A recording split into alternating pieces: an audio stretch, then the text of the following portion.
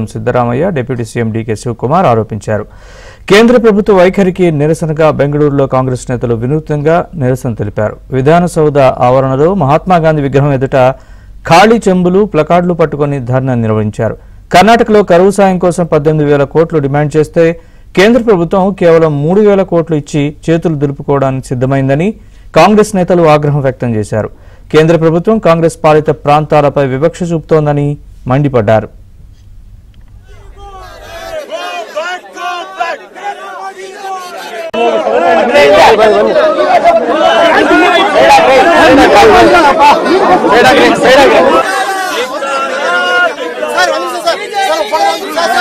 ఆరోపించారు.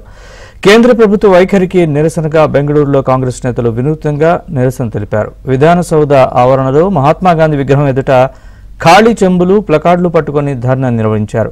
కర్ణాటకలో కరువు సాయం కోసం 18,000 కోట్లు డిమాండ్ చేస్తే కేంద్ర ప్రభుత్వం కేవలం 3,000 కోట్లు ఇచ్చి చేతులు దులుపుకోవడానికి సిద్ధమైందని కాంగ్రెస్ నేతలు ఆగ్రహం వ్యక్తం చేశారు. కేంద్ర ప్రభుత్వం కాంగ్రెస్ పాలిత ప్రాంతాలపై వివక్ష చూపుతోందని మండిపడ్డారు.